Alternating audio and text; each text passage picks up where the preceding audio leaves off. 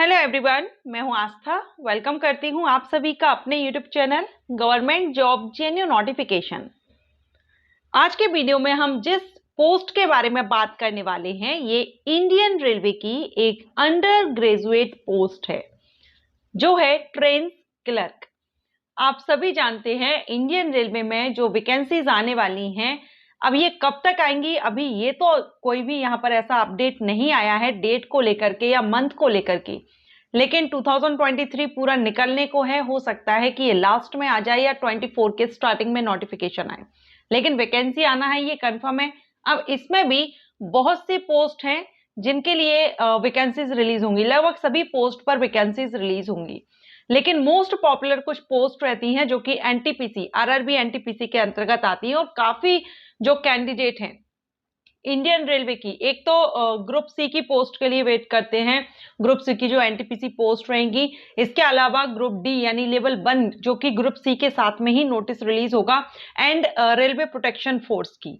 ये कुछ पोस्ट हैं जिनके लिए काफी कैंडिडेट वेट कर रहे हैं। तो इनमें से एक पोस्ट जो ट्रेन क्लर्क पोस्ट है जिसके बारे में आज के इस वीडियो में हम जानेंगे।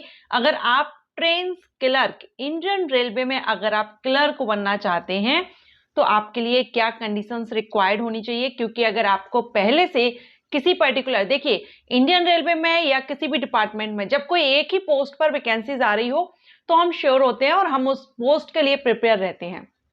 लेकिन जो इंडियन रेलवे में वैकेंसीज आएगी, अब इसमें जो एनटीपीसी पोस्ट रहती हैं यहाँ पर ग्रेजुएट और 12th दोनों लेवल की पोस्ट रहती हैं। अब बहुत से कैंडिडेट हैं वो इसी में कंफ्यूजन में रहते हैं कि हम एलिजिबल किस पोस्ट के लिए है, क्योंकि इसमें आपका एक तो जो एलिजिबिलिटी क्राइटेरिया रहती है, एज लिमिट, क्वालिफिकेशन, हाइट्स, कुछ पोस्ट हैं जहां पर हाइट्स रिक्वायर्ड रहेगी तो हाइट, जैसे कि प्रोटेक्शन फोर्स में, तो इनके लिए। इसके अलावा मेडिकल स्टैंडर्ड भी रिक्वायर्ड रहता है, क्या आप मेडिकली फिट हैं या नहीं पर्टिकुलर पोस्ट के लिए जिसके लिए आप वेट कर रहे हैं।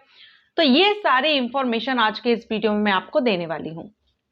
तो अगर आप भी वेट कर रहे हैं इंडियन रेलवे वैकेंसीज का, तो आज जिस पोस्ट के बारे में हम जान रहे हैं इसके अलावा बहुत सी अलग अलग पोस्ट हैं। आप किस पोस्ट के बारे में जानना चाहते हैं और किस पर्टिकुलर पोस्ट की आप तैयारी कर रहे हैं, क्या आप उसके लिए मेडिकली फिट हैं या नहीं, सारी जो आज का वीडियो जिस तरह से मैं क्रिएट कर रही हूँ, अपलोड कर रही हूँ, अगर आप इसी तरह का वीडियो और भी चाहते हैं तो आप मुझे कमेंट कीजिए, मैं इंडियन रेलवे के सभी पोस्ट पर वीडियोस अपलोड करूंगी।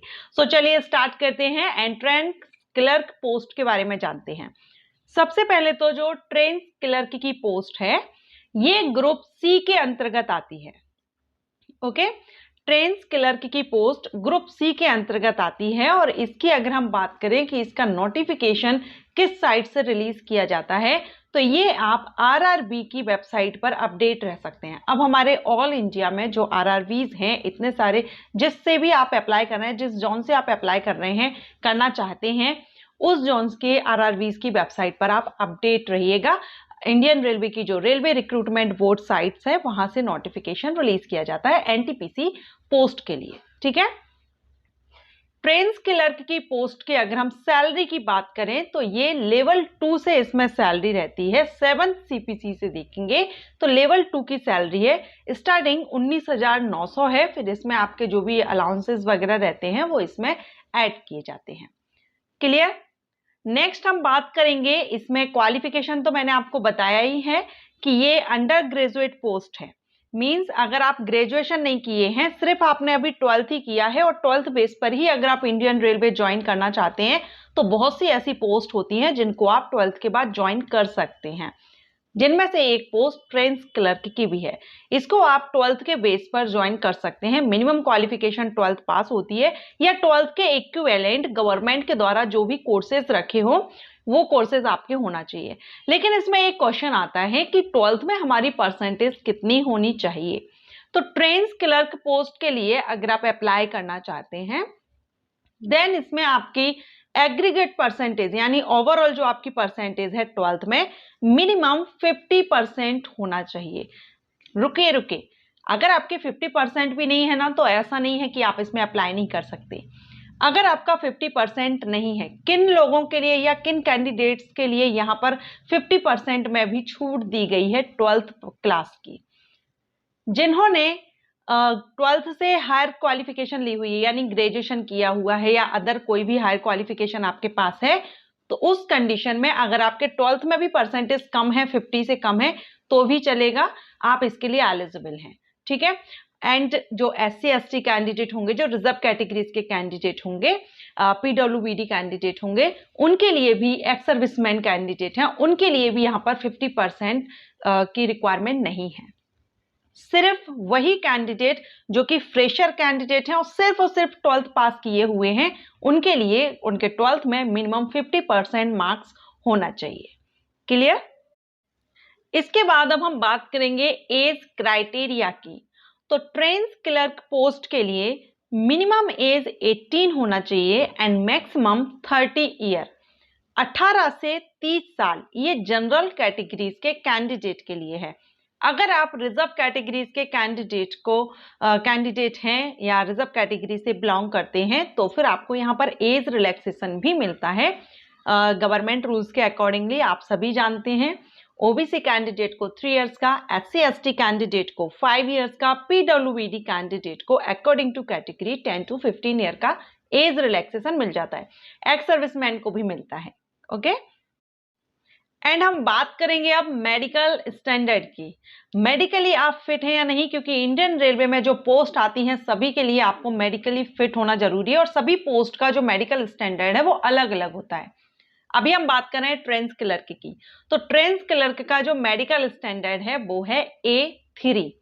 अब मेडिकल स्टैंडर्ड A3 क्या है, या अदर पोस्ट के लिए भी आप जानना चाहते हैं, तो मैंने इंडियन रेलवे ऑल पोस्ट का जो NTPC पोस्ट है, सभी पोस्ट के लिए मैंने टेक्निकल नॉन टेक्निकल सभी पोस्ट के लिए क्या मेडिकल स्टैंडर्ड रिक्वायर्ड है, किस पोस्ट के लिए क्या मेडिकल स्टैंडर्ड रिक्वायर्ड रहता है, एंड ये होता क्या है, C2, A3, B2, A2, ये क्या होता है, ये सारे इंफॉर्मेशन के साथ मैंने वीडियो अपलोड किया हुआ है, अभी आप स्क्रीन पर देख रहे हैं।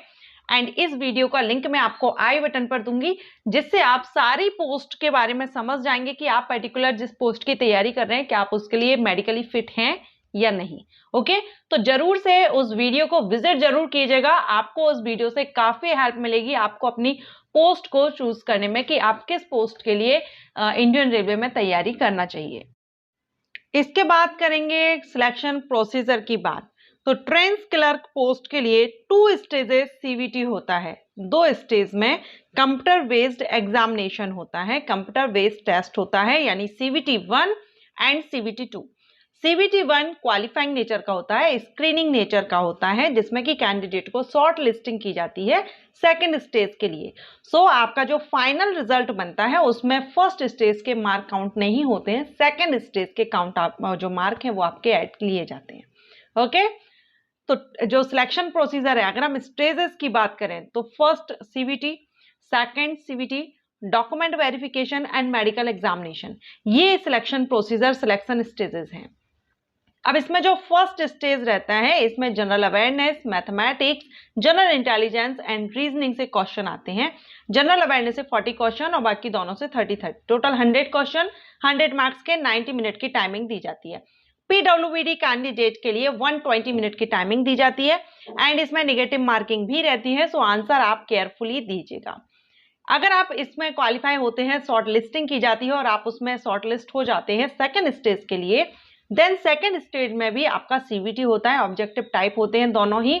इसमें भी general awareness, mathematics, general intelligence and reasoning, लेकिन इसमें जो क्वेश्चन है वो थोड़ा सा 5 क्वेश्चन एक्स्ट्रा आते हैं, जैसे कि जनरल अवेयरनेस में 40 की जगह 50 हो जाएंगे, mathematics and general intelligence and reasoning में 30 की जगह 35, टोटल 120 क्वेश्चन, 120 मार्क्स के रहेंगे, 90 मिनट की टाइमिंग। अगेन वही PWD कैंडिडेट को 120 मिनट की एंड नेगेटिव मार्किंग दोनों ही स्टेजेस में रहती है, 1/3 मार्क माइनस किया जाता है।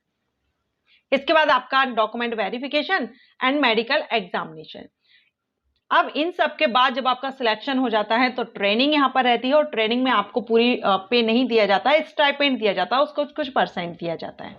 ओके, एंड अगर आप इसमें अप्लाई करते हैं तो एप्लीकेशन फीस भी आपको देनी होती है। अनरिजर्व कैंडिडेट को 500 रुपए एंड रिजर्व कैटेगरीज के कैंडिडेट को 250 रुपए एप्लीकेशन फीस है।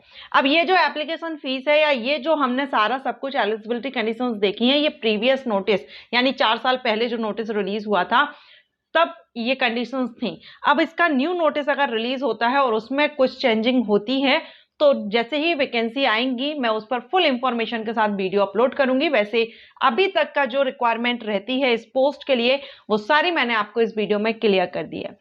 सारे पॉइंट्स आपके क्लियर हैं। अगर आप चाहते हैं, आपके मन में कोई भी क्वेरी है, क्वेश्चन है, आप मुझे कमेंट करके पूछ सकते हैं। और इस तरह का वीडियो अगर आप अदर पोस्ट पर भी चाहते हैं तो वो भी आप कमेंट कीजिए, लाइक कीजिए ज़्यादा से ज़्यादा।